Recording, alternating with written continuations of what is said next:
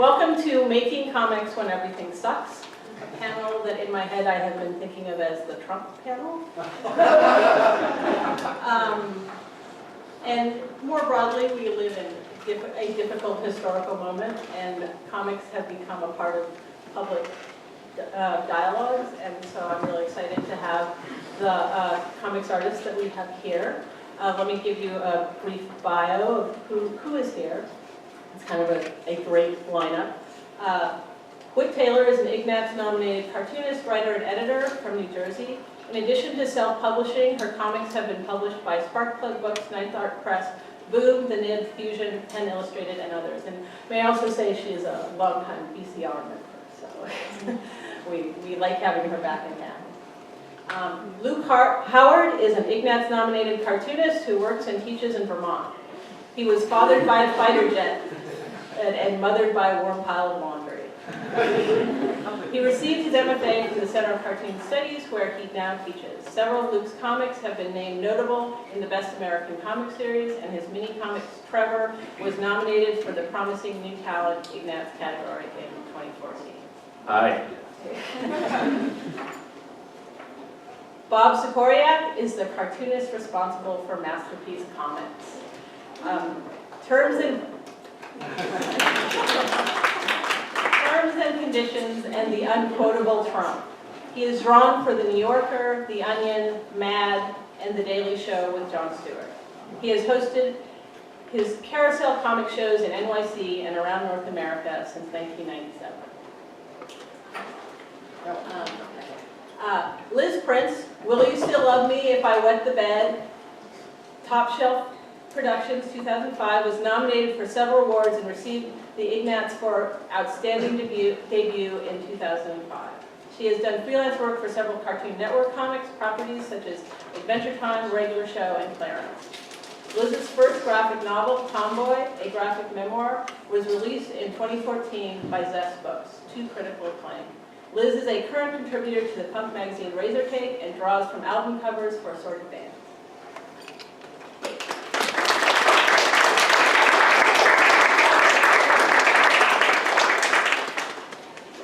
All right, so our plan, I'm just going to start with because it's on the top of the list here, but our plan is to just, I'm going to raise some questions and we're going to go around and I'll try to bring up people's work as they're talking about these particular questions.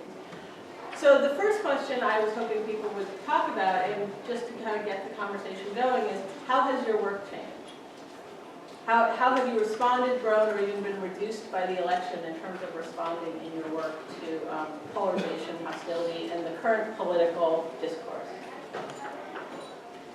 Well, I guess I should start. Hi, everyone.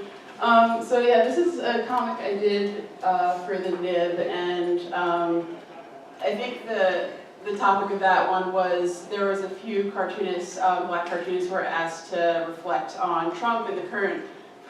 There's another one who contributed. Hi, Shannon. Chris. So yeah, we were asked to talk about Trump, and it was tricky because I feel like we're coming out of like the Obama era, kind of processing that, and then going to this whole new world, and it's a little bit overwhelming. And so this one was like on self-care, for instance, and trying to like deal with all that, just kind of the confusion and the anger and all the feelings coming up.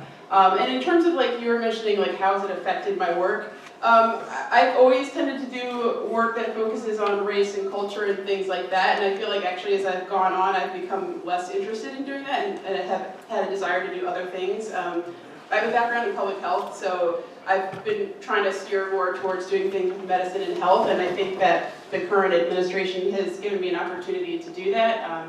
I did a piece, for instance, on healthcare, and explaining what was in the House bill that came out a few months ago and what a mess that was. And so I feel like I guess it's given me an opportunity to explore some things that I've wanted to explore. There's been an urgency on the part of consumers to learn more about these things, because I think we're bombarded with so much information these days.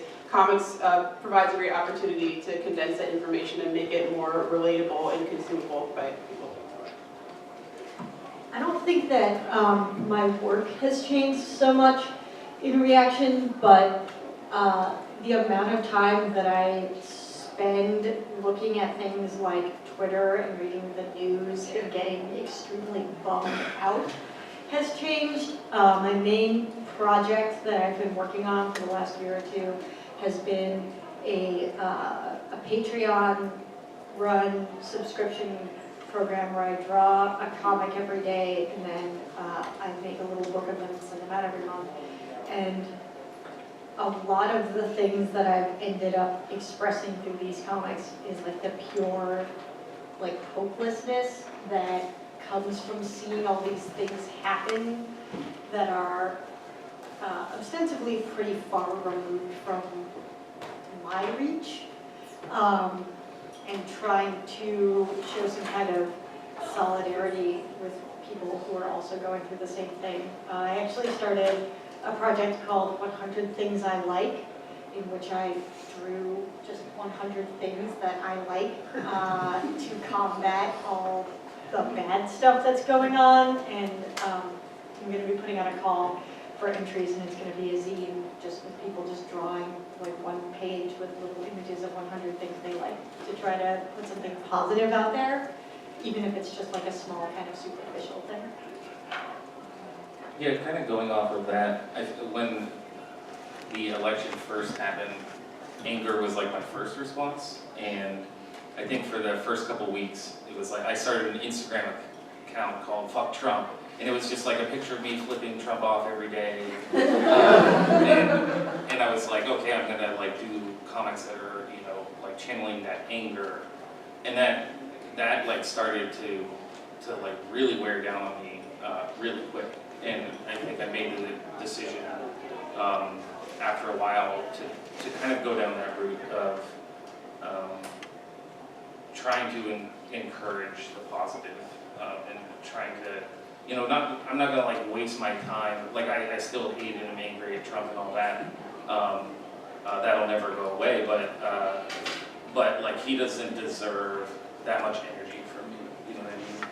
But that said, I also have felt like I've never done comics journalism before, and I felt encouraged to get involved in that, do some pieces for the NID, do political stuff for the first time, which I found really difficult. But so maybe that's the one way it's changed my work, is feeling like a responsibility to get involved in some of that stuff. And also, in a kind of more apocalyptic kind of sense, a feeling of like, a little more like, man, who knows how long we'll be around, and I can't waste my time not doing things I love. Those seem like healthy responses. I'm not sure mine was healthy at all. This is a book that's coming out that grew out of a mini comic that I made right after the election. Like a week before this thing happened in November, I thought, oh, it would be really funny to take quotes from Trump and put them in old comic book covers. I was playing off of a protest, an anti-Obama protest comic called Tea Party Comics, that took old covers and put Obama in them, without his quotes, but just did these images, and they were very crudely done, but I could appreciate the postmodernism, even though politically the guy was completely on the other side of the world. So before the election, I thought, oh, that'd be funny. I don't want to think about this guy anymore. And then he won, and then I was like, all right, I'll make a mini comic, and I'll finish it by January 1st. I want to get this out. I want to express my anger and just stop it. And then my publisher, Drawn Quarterly, saw it and said, oh, let's make it a colored book and make it 48 pages and oversized. And I was like, that's great. I'll get another book out. Like, making comics is important to me. I really like having things out. This is the worst thing that's ever happened in America. I get to make a book, like, hooray. So I made this thing, and I slammed through it and published it. I finished drawing it in May. And people love it, and it's selling all these copies. Are people excited? It's so funny. And I'm like, this isn't funny at all. This is the worst thing. Why do you want this? But I'm proud of it, and I'm saddened that it exists. And they did a beautiful production job, and it's the ugliest thing I've ever made. So I'm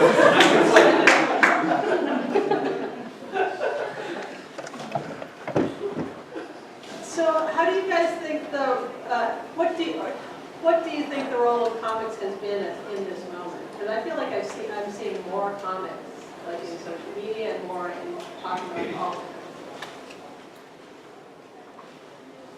I think it's another channel. I mean, I think, web comics have been so important for people to be, to have a place to put their, come out and put their voice out in the world, and comics are still as immediate as graffiti. I mean, like you can put this stuff out there and have an instant response, and people love images, and it's just, I mean, the way the internet has changed comics still blows my mind, because I'm from the zine era, maybe, if I'm probably the prehistoric era, but anyway, a long time ago. So I think that places like the Nib have been great, and Liz, the Patreon stuff, Liz doing the Patreon stuff talks about that other way of like finding an audience, and I've never worked as quickly as I did on this book, and it feels almost instantaneous, and it's not the filtered of the bubble of the media. I'm not saying anything you haven't thought of before. I think that there is a really important demographic that's being reached by the political comics, especially the journalism that's done on the Nib, which if people here haven't looked at that website, you should definitely spend some time on it. You can also sign up to get just like the daily digest email, which is one of the first things I look at every morning.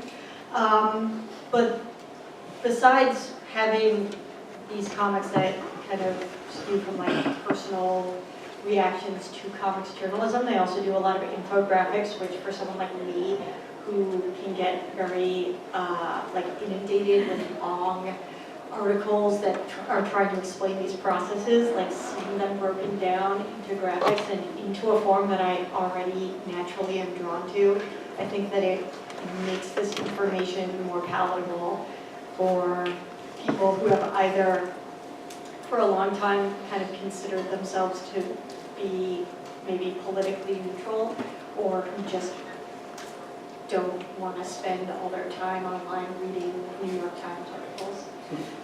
So it has really heightened the importance of that kind of medium as a way to get this information out, and it's been really helpful for someone like me. Yeah, I agree with Liz. I think another thing that was really cool that came out early this year was Resist, which was put together by Francois Mouly and her daughter in reaction to, Trump. And it kind of called for all artists, especially women, to do generally like one-pagers responding to it. And it was going to be printed by Desert Island, which is a comic book store publisher in Brooklyn, and they were going to print up thousands of copies and bring it to the Women's March.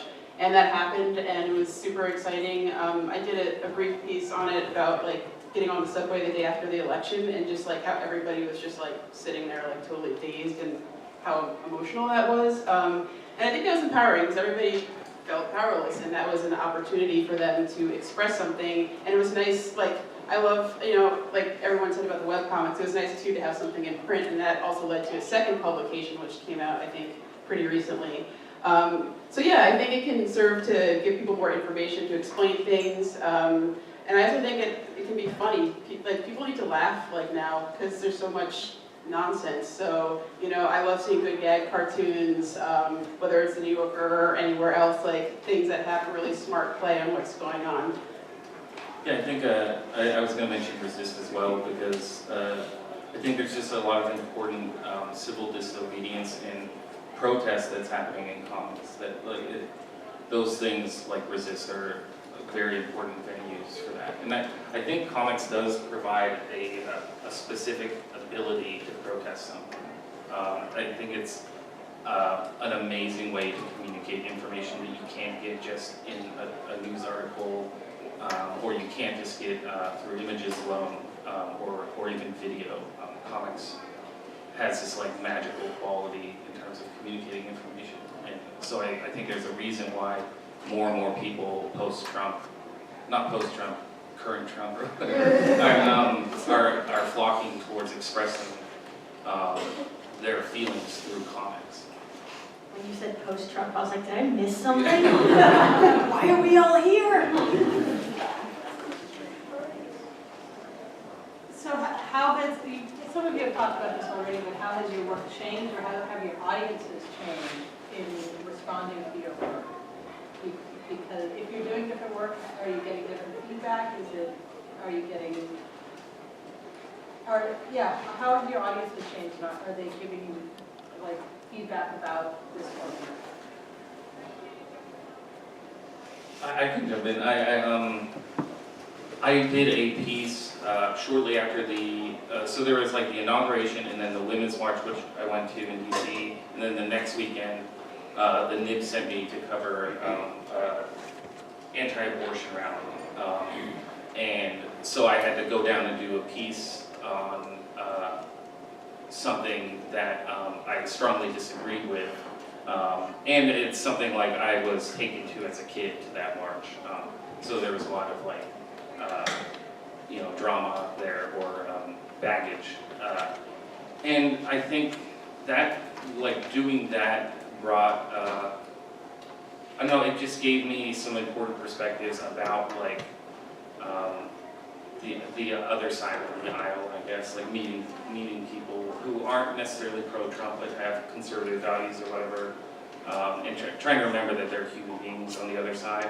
But it's also, I had a lot of great conversations from like fellow liberals afterwards about like,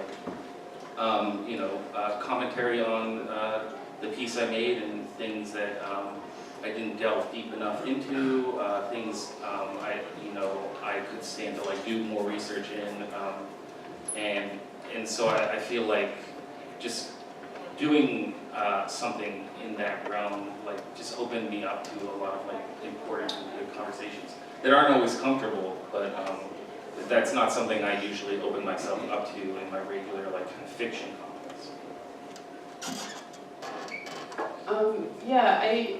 So last year, like after the election, one of my friends and cartoons editor, Hazel Newlamont, she asked about whether we want to get together to do an anthology on abortion, because it's not really easy in every state to get one. There's a lot of stigma, there's a lot of misinformation. And we wanted to do something because we felt like women's rights were under attack. And so we worked together with OK Fox, who's another small press person, and we put together this anthology where we had a variety of women and some men, and we kind of covered stories, everything from personal stories around abortion to medical and legal information, historical information, and it just came out recently. We did a Kickstarter campaign for it. And we worked with the National Network of Abortion Funds to have all the money go to them so that they could help, especially with women needing to sometimes go for state lines to get abortions, especially if they live in rural areas. And I feel like that was a really interesting opportunity because I just was able to meet a whole other activist network of women who are working in reproductive health, which is particularly under threat right now. So that did like kind of introduce me to a different group of people, and it was super rewarding. Can you get that book here? Yeah, it's available. I don't know. It's amazing. Yeah. It's called Comics for Choice. Right? Yeah.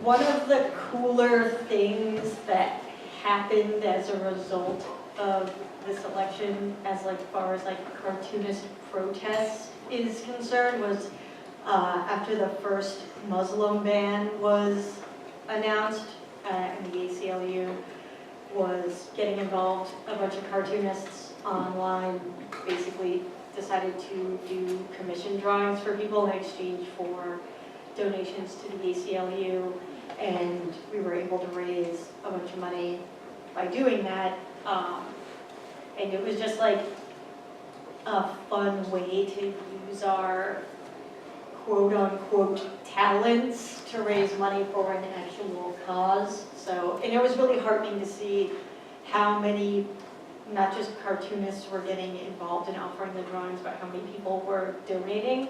And so that was one of the things that felt like a very direct action while still being an armchair, a couch politician. Yeah, this is the first time ever I've used my art for good. No, but like to raise money for a cause or whatever, it's like a really amazing feeling, even if it's just like, you know, a small amount. Yeah, even if you're just doing like Yuri on Ice commissions.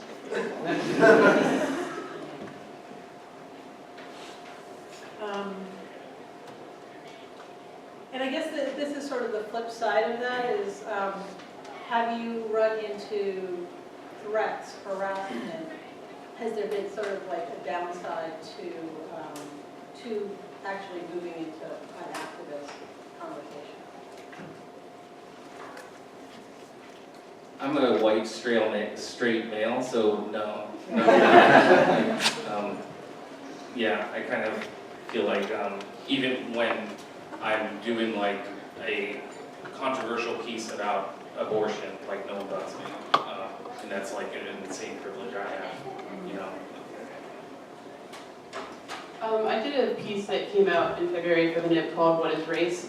And it was pretty much something that was meant to break down a lot of the misinformation we have about what race is. And I pretty much did it because I was really fed up with all the alt-right rhetoric and a lot of the pseudoscience going around about race. And so I wanted to kind of give an explainer. So I did a lot of like weeks of research, like looking at stuff from anthropologists and sociologists and biologists and all this stuff, and then kind of wrote something up and made a comic out of it. And I think that, you know, whenever you put something out in public, like you have to accept the fact that you're going to get trolls. And so that's what happened. I got all these alt-right guys who started attacking me. And I, you know, mentioned the bell curve, which was written, I think, in the 80s or something like that, which had a lot of pseudoscientific information. And the guy who wrote it then, I guess, read the comic and then made fun of me for it, which, you know, that's to be expected. And I actually was kind of proud that he made fun of me. But yeah, I just, you know, at first I freaked out a little bit, but I was like, you know what, if we're gonna put this out there, like that's one of the consequences of it. And I'd rather just have it out there and then just like kind of learn how to deal with that than shy away from expressing myself in that way. I think I've been lucky that the audience that I've built for my work over the last decade and a half has really kind of come to understand that I'm not going to be someone who's like, yeah, that's fine, let's take away women's rights, let's ban certain people from coming to our country. So I think that just like my inherent built-in audience is not going to necessarily come at me for any of the stuff that I've been expressing. And since most of it is like on my Patreon and you have to be subscribed to see it, then it's a whole other, you know, kind of like little microcosm. I think a lot of people who've never seen my work before are going to see it now because there's this black hole in the middle of it that's sucking everyone in. That is Trump. And for the most part, I haven't noticed anything. I don't know. I doubt people I doubt trolls know who I am. I'm not. It's not very overt from my Twitter or my Facebook if they're not really paying attention. But I haven't gotten too much gripe. A couple of people I know actually complained to me, one on the left and one on the right for various reasons. But for the most part, I haven't gotten anonymous trolls yet. We'll see what happens. But I have to say I'm really gratified that people who've seen it, and the audience now is laughing at it, which is how it was intended. But I actually expected more people who agreed with me politically to say, why are you doing more drawings of him? Which I think is a valid question. But I didn't have another postmodern way of attacking the presidency, so that's what I came up with.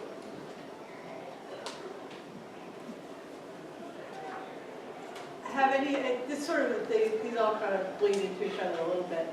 Have there been personal challenges, mental health, emotional stress, relationships with friends or family? Like how has this moment impacted, I mean, I know that in my family there are definite political divides that are coming up pretty dramatically in some ways that people in my family are stopping speaking to one another. And I'm just wondering if you have encountered that and if the fact that you have a public presence kind of heightens that at all? Well, kind of the other part of your question was about, depression or mental illness or whatever. I suffer from an anxiety and depression disorder, and that definitely was like something that got worse after the election, and I definitely had to build in extra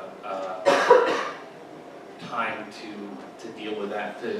I mean, for lack of a better term, the whole self-care thing became like really, really important. And some of that translated into me just needing to trying to scrape together cash when I could, to see a therapist once in a while, making sure I was very diligent about being on my medication, if that's your route for mental health. And also being okay, like allowing myself to not work when I need to not work, which can be really hard for us cartoonists, because we're so like cruel to ourselves when we don't like make comics for a day. But then also realizing that comics is like a safe place for me to escape into sometimes as well. I always feel better when I've spent the day cartooning, mental health wise. Yeah, I mean, I also suffer from anxiety and depression, and this definitely made it worse as well. And so yeah, I've also had to learn how to take better care of myself, and one of those things has been like stepping away from the news, really trying to like have a better relationship with social media, because I think when one person stresses out and everybody's stressing out and all that stress is concentrated in an app, it's like too much. And so I have to like put it down and like, do other things, read books, go outside, spend time with people and things like that. And it's hard because I think that we're so tied to our devices these days, and there's so much information, so regulating that can be challenging, but that's what I'm still working on. And I know you have another question about family and relationships, and so my family is like, we're on the same page with all that stuff.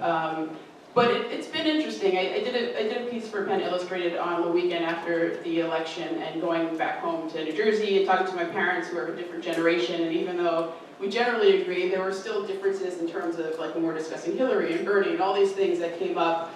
And really just like talking to my mom, who grew up in Louisiana during segregation, and her being like, you know what, I've seen a lot of bad stuff. And so she was actually way more hopeful for Trump than I was, because she's like, I know that we can like get through this because I've already been through some stuff. And that was an interesting perspective for me to take. I felt like I was whining maybe a little bit too much or something. But so yeah, I think it does, like, it is interesting to see how relationships change and to see how, friends and family and people react to cartoons. But so far I haven't had really any major problems with that.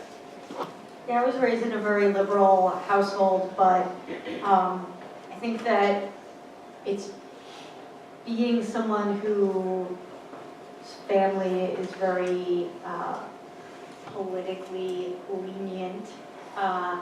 It's really kind of stressed the idea that you need to be willing to listen to other people's experiences, especially when it comes to politics.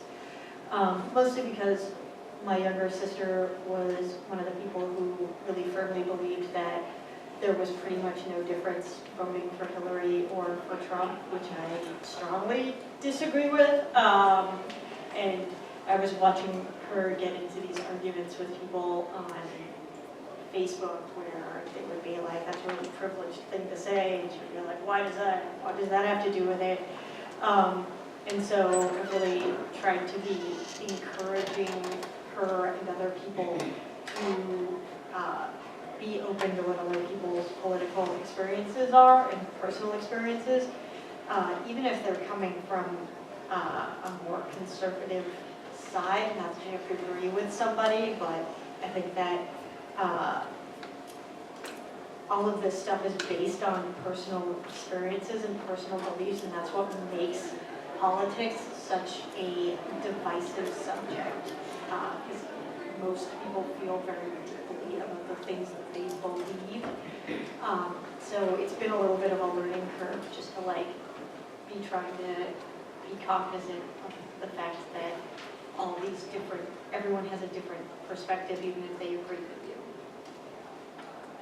Yeah, I agree with what everybody just said. The one thing I would add to it is, I mean, it was really stressful making my book because I was just reading more news and reading more stories and trying to find the right quotes to use.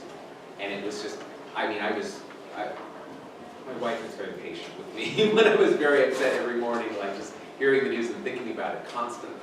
But I had one inverse experience of some of the other panelists, which is I have a relative who voted for Trump and saw my book. I know, gasped in the audience. And he saw my book, and he's proud of me. He liked it, and I was like, I was reluctant to share it because I thought he would be angry. But instead, he was like, yeah, okay. And I'm like, you should be angry at this book. It's not meant to support this guy. So it was actually odd because, you know, he's proud of me. We love each other. We totally disagree. And I was disappointed that he didn't get more of a rise out. But on the other hand, I didn't want to fight, but I guess I wanted to fight.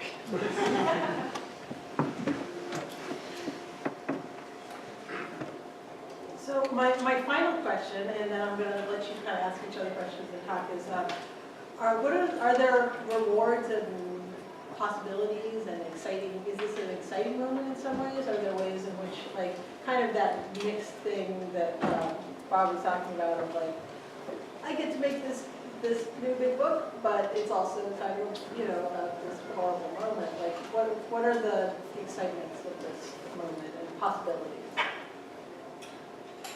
I don't know if excitement is the term I would use, but I think in some ways something like this happens because it needs to happen in a certain way. Like it has served to highlight important areas that we're not paying enough attention to. Like this is a symptom of a lot of problems we're not willing to talk enough about. And so for me personally, I do feel like the silver lining, or the thing I'm thankful for, is I'm being given the opportunity to awaken to issues that I've had like the privilege to not have to think about so much. It's like so exciting is not the right word, it's very painful, but I think it is important. I mean, I don't find it exciting, but I'm enjoying the challenge of being able to address some of these topics through comics. It's given me a chance to, I guess, pursue comics journalism in a sense, but obviously if I had another option, I wouldn't want to have to do it like in this way.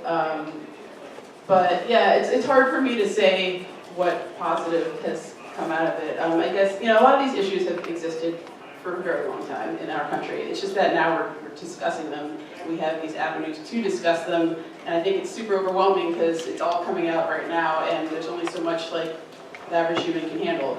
So it's horrifying, it's scary, but it's also, I'm curious to see what direction all this is going to go in. No. I would rather have things be cool politically so I can go back to writing the 100 things I hate. But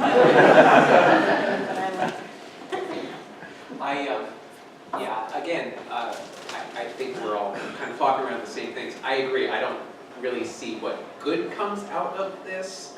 I'm gratified that there's a community that supports this. The Resist newspaper was great. I read the NIF frequently, daily. So I'm grateful that there is a support system for people who don't like what insane shit is going down. But I think we're probably years away from knowing if anything good can come out of this. No is probably the more succinct answer. Right, whether we survive or not. I do have stocking tiki torches, so that's Okay, I'm going to open it up to both you guys talking amongst each other and like the room. I have a question for y'all about, are there any like specific tools in your tool belt that you've used maybe since the election, or in general when you're having trouble getting yourself to the drawing table, for the specific reason of, you know, being depressed, or, you know, like, are there any tricks that you can offer us in terms of like how to force that when you just want to, you know, lie on the couch? Well, I had a deadline, which was super helpful. And I mean, it's probably true for you. You have web deadlines, even if you don't have. I mean, some of you actually are working professionally, but even the Patreon group, that must be some incentive. You have to sort of show up for them, which is I assume is helpful. But it's very hard it's very hard for me when I don't have like an imminent deadline. So, I mean, if you trick yourself into making one, sometimes that's the way to go. I heard a great talk by Mark Siegel this morning, and he talked about setting aside 15 minutes a day to work on your project.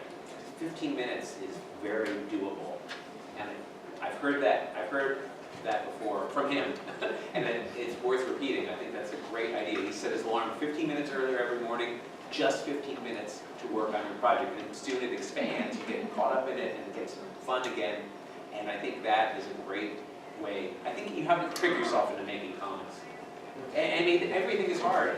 So if you can, really, a trick is the word, I think, to sort of get you over that hump. I agree with that. Yeah, I mean, I was just gonna say podcasts. Like, I like listening to podcasts, or like just doing something else if I'm writing a comic or working a comic that's particularly like difficult and I'm not really feeling it. It's just pairing it up with something that's enjoyable and easy, and preferably a podcast not about politics. That's usually what works. But I wish I could say that like I had some mental health strategy that works, but sometimes it's just like day by day, to be honest. You know. I can't say enough about the importance of animal companions, because they don't give you any kind of opinion about anything. So big shout out to my cats Wolfman and Dracula, who don't know what's going on and probably don't care. We take a lot of naps, and it's a good thing. Yes, cats. Yay, cats. There's a question over there. Since the election, I've had to deal with a lot of mental health stuff too, and one thing I found really helpful is to take a half hour every day and just feel bad about the world and check Twitter. And then when that half hour is over, do some diaphragmatic breathing and go do something that makes you real happy. And that, for me, has sort of contained it to a certain level, which is really good. So it's like stay informed, but then unplug. Yeah. Also take Twitter off your phone. That's real hard for us self-promoting cartoonists. Or I had a question for Bob. So you mentioned that you had one friend on the right and one friend on the left to raise some concerns or objections. Can you say more about that? I'm really curious what was sort of the nature of it. Well, one is a friend of my dad's who he's a friend of mine on Facebook, and he was like, "Why do you hate Trump?" He said, "I loathe politics, but Trump is a good man who's trying to help, and I love him." And it just seemed like this really emotional response he had to him as a personality, which I get, but I don't agree with. And he only realized that I was anti-Trump because I was posting the book. I do not talk about politics on Facebook, almost never. But he saw that, and then he started, and every post he's like, "Why do you hate him? Why do you do a book on Crooked Hillary?" Like, wait, I was like, I really can't talk to you about this. I'm happy to talk to people in person, but online I just don't find satisfying at all. And I don't want to open it up to everybody. And then a friend from the left is actually a cartoonist I know. We're not close friends, but he's a cartoonist I know, and he was complaining that we were just, he was complaining to me and Shannon Wheeler that we were both making books about Trump and we were just giving him more publicity. And this cartoonist felt that we were privileged, white, middle-aged men who are benefiting from this terrible situation. And I can't disagree with him. I didn't know what to say. Shannon said something like, "What crawled up your ass?" And I was like, okay, I don't need to be in this conversation. Does anyone need to be in a conversation with Shannon Wheeler? No, but I mean, I had to communicate because, but it was like the two of them went at it, and I was like, okay, I think that's covered. Like, point to counterpoint. And I understand why people like Trump. I understand why people think talking about him, drawing him is a bad idea. I totally do. Like Ralph Steadman said, he stopped drawing politicians because they just love the attention. I totally agree with that. I just didn't know how else to process this, so that's where I got. Yeah, I mean, this is a little bit of a tangent from that, but just thinking about like, when there is a demand for when people need something from you through comics to feel better about the situation. And something I've talked to a lot of like cartoonists of color about is like, there's a demand right now for us to like spill our guts about stuff and to explain stuff to people. And I don't feel like that should be like expected, you know, that's a lot of emotional labor, and it's something that not everybody should have to do if they don't want to do it. And I think that's something that comes up time and time again with different like publications and different people discussing it. And I think it's going to continue to come up because I think there is a genuine desire for people to be educated and to learn and to discuss these topics that are really difficult to discuss, things that we might not have discussed before, but it doesn't mean at the same time that like a cartoonist of color wants to reflect on race every single time that they do like a comic for a website or something like that. So. Are any of you familiar with that episode, that Treehouse of Horror episode of The Simpsons, where the advertising mascots like come to life and they're destroying the town, and then at the end the solution is like, just don't look. Like I have these times where I feel like I just don't want to look, but then it doesn't make it actually go away. I find that there's like a lot of tension between the like, find a time for yourself to exist without it versus the, if you become complacent or you let yourself get beaten down, then that like lets this system win. And it's like hard to find a real healthy balance between those things. So seeing the reactions that have humor is something that has been really helpful for me and probably for a lot of other people, because you need to be able to laugh at aspects of this situation, because otherwise it's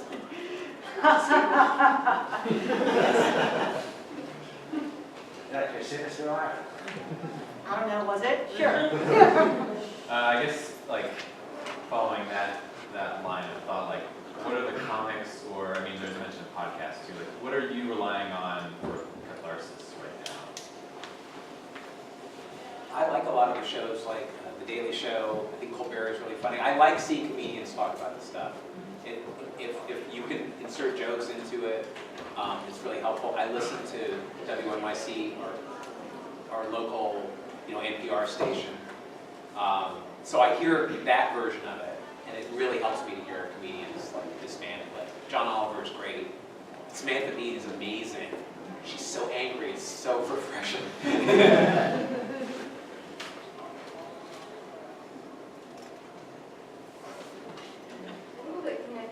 I found myself having some flashbacks to the 2000 election, just the whole era that followed. And I think there's been some really interesting conversations about comparing and contrasting protest movements in those two eras and humor in those two eras, Jon Stewart. And I was wondering, do you guys find yourself thinking about any artists or cartoonists from that whole period or other periods? I mean, I just want to admit that I voted for Nader in that election. That was my first. Me too. That was my first time getting a vote. And I voted for Nader. And Were you in Florida? no, I live in New Mexico, which, can go either way. So it felt a little empowering, but so it's my fault.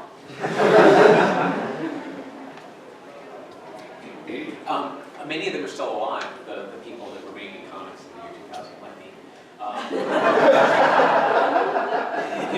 I'm not sure, maybe I'm not. Yeah, I mean, it's a weird feeling of deja vu. I mean, I just some of these comics, some of my Trump comics are in the new World War III, which has been going since 1980. And, they were worried about Reagan blowing up the world, so, and Trump wants to be Reagan, so it's like a weird cyclical thing.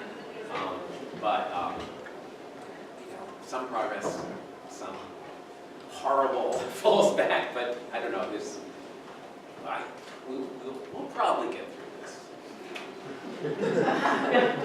Yeah, I just, to be honest, like, I wasn't really super, like, I wasn't following a lot of, like, political comics at the time. I was still in high school, I couldn't vote yet. Like, my first, like, election I could vote for was in, like, I don't know, it was the one after that. So, like, and I was in college during, like, the beginning of the Iraq War and the Bush era. That was, like, my whole college time. So, I didn't really get reinvested in comics till later in college. So for that feels like an era that I just was, like, I'm not super familiar with.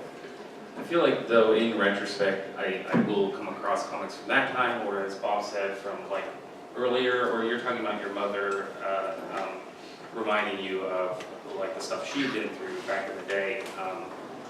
And I think that can sometimes be a little comforting, knowing that like that this shit kind of always happens, and trying to. I mean, I know this is particularly bad, but at the same time, we do have a way, like as you know, human beings, of like being able to get through these hard times. Yeah, I found myself asking my mom a lot, just being like, hey, like, you know, before I was born, or even when I was young, like, politically, was it like this? Like, is this just the first time that my specific generation is like encountering things on this level, or is this truly fucked up? She usually says it's truly fucked up, but it's one of the things that I'm hyper aware of just because of our access to information. It's at an all-time high, so it kind of makes you feel like you get all these signals and like maybe things were just as shitty, but people weren't getting the signals. I would say this is not normal, so don't normalize this. Bush was terrible, but this is not. This is not normal. Don't forget. Yes, this feels like a whole new level. Sorry. I don't know, I'm on this panel with all these people, and I feel like very honored and encouraged that like, that we can get through it, you know, and like, you know, we can't find ways to like keep getting up in the morning, keep going to the drawing table. You know, I think like as soon as we can't do that, then we've like really lost. And I do believe, like, I know it's like an optimistic perspective in these times or whatever, but I do believe that like, look, we have the ability. Well, I also think that we're like in another golden age of comics right now. Like, there's so many amazing cartoonists right now. So I mean, even though like what's going on is awful, it's fortunate that we have so many great cartoonists right now making work, and that we have platforms for them. Platforms that didn't even exist a few years ago. So I think that's one thing that's, you know, fortunate right now. Yes, this is not normal. It's a call to action. It's not a call to give up. We have to get through this. And I didn't want it to be a downer. I go that way, but I honestly want to say that there are these options. There are reasons to get out of bed. There is a big group of people that recognize how effed this all is. So yeah, we have to keep going, and we will keep going. What's the Beckett quote? Anybody? I can't go on. I can't go on. I must go on. Yeah, it's true though. It's like I can't go on. I won't go on. I must go on. I must go on. That's how it is. And everyone check under your seat. You've all got a kitten. Well, I guess that was why I wanted to ask a question about possibilities, because when things are uniquely bad, there's also you know, many theories of revolution sort of posit that when things get uniquely bad, there's unique possibilities for change. So the fact that things are really getting wrecked right now gives some openings for some real change that is Oh man, there's gonna be so much change then. Right, we don't know which way, whether we'll survive Tremendous it. change. I just wanted to say real quick, as an advocate for mental health, like if you're someone out there that is suffering from depression or anxiety or any kind of mental disorder, reach out to someone.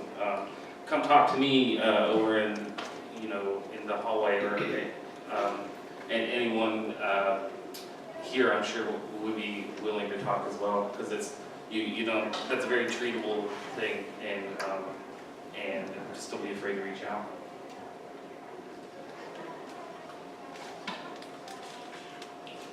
These always turn into therapy sessions. I've done 3 or 4 Trump panels since my book came out, and it always goes this way. But yeah, what Luke said, what everybody said. I think this panel has been really helpful. Like, everybody touched on a lot of things that I was experiencing. But one thing I'm struggling with is to make myself feel better is to sort of go into an escapist world where I like draw monsters for a while and then I'm feeling better about the world. But then I feel guilt about having to do that. So I wonder if you feel like there is a moral obligation to have more politically charged comics, or if there is value in pure sort of escapist fantasy. I think there can be both. I don't think that anyone can endure all of this craziness like without checking out for a bit. I think it's healthy to have a little bit of escapism. I'm not saying like to go full escapism, but I don't think it has to be either or. Yeah, I mean, you're no good if you like just spend all your time like worrying about this and it like destroys you. So like do what you need to do to like bounce back every day. Yeah, like, I'm gonna go see Geostorm later because, like, I mean, it's probably gonna happen for real in real life, and I wanna see what that's like. Also, like, you need a dumb movie, you need to read I think a it meant fun more like book. about like your work, like the things that you're producing. Oh, jeez. But no, I think everyone, Well, I wrote and produced Geostorm. I think it's important to make the work that you're good at, that makes you happy. The people will enjoy it if you're invested in it, wherever it's coming from. And maybe you get to write the sequel to Geostorm, so that's valuable. I don't think it's anybody's one specific responsibility to be addressing these issues, even a little bit. Like, if your comics are fantasy comics, then that's your comics, and that shouldn't have to change because of what's happening out here. If you're someone who tends to write about your personal experiences, and your personal experiences are being affected by what's happening politically, then there's no way that you can avoid writing about it. But it's not like I disagree that there's a moral obligation for people to be headlong involved. Yeah, the world needs, what is it, Geostorm, and The world needs Geostorm. and the world needs the Nib, right?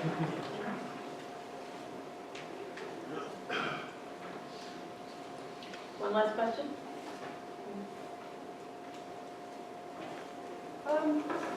So a lot earlier, you were saying about how to get yourself to the drawing table when you're feeling depressed or like just, whatever the hell's going on, and how you said usually a great motivator is the deadlines you have.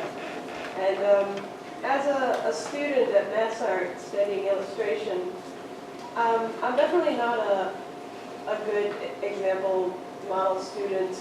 I've missed so many deadlines, and it's kind of a miracle that I'm still technically passing. And I was just wondering, is there any hope for an artist who wants to succeed, but still screws up and misses a lot of deadlines? I find that a lot of editors actually have fake deadlines that are earlier than the actual deadlines because Oh, that's perfect. I'm not saying fake on that, but a lot of times there's kind of this understanding that cartoonists are like messy people emotionally. Yeah, I think two things, if you're in that boat, that would be important is like start smaller. Like we were talking about Mark's sequel, talking about like just 15 minutes a day. Like just don't bite off more than you can chew. You can always like bite off more later. And then I think it's just like super important to have I guess I call it an accountability buddy, you know, so if you don't have like a publisher or whatever, have someone that you admire, that you declare to them like, I'm gonna do this by this point, can you keep me honest about it? Because sometimes just like having that little bit of accountability, you know, can go a long way. Or set up weekly meetings with a friend where it's like, maybe all those meetings are like getting together being like, dude, I didn't do shit this week. But just like knowing that it's gonna happen each week is like a big step in the right direction. Also taking stock of like what you're prioritizing ahead of this thing that you're supposedly passionate about, and like figuring out why those things get priority and maybe switching that around is like a helpful thing. And breaking things into manageable steps so you don't feel totally overwhelmed by your project. One last one. Oh, can I just add something on that? Yeah. Having a carrot at the end is what I find to be like everything. Like Like a whether metaphorical carrot? yeah, metaphorical carrot. Like like I trudge through the work week so that I can come here and buy these things and stuff. And any way to, maybe it's just like, oh, I'll watch a better time for 3 hours after this. But some carrot, like I know my carrots and I know how to get myself to start and stuff. But it's always some sort of like bribery. So just figure out your process and what you care about and what will get you to do it. There is a carrot there. I would just say like Something. be careful what you choose as a carrot. That's like, it, yeah. Like McDonald's and whiskey or like they haven't worked out so well for me. A bowl of like gummy bears, and it's like if you finish inking a panel, you can eat a gummy bear. I mean, I don't do that, I just eat the gummy bears, but some friends of mine like actually have like, okay, I have like 4 cookies, and when I finish my pages, like each time I get to have a cookie. So it's like, I mean, candy. All right, so I think our time is up. Thank you very much. Thank you.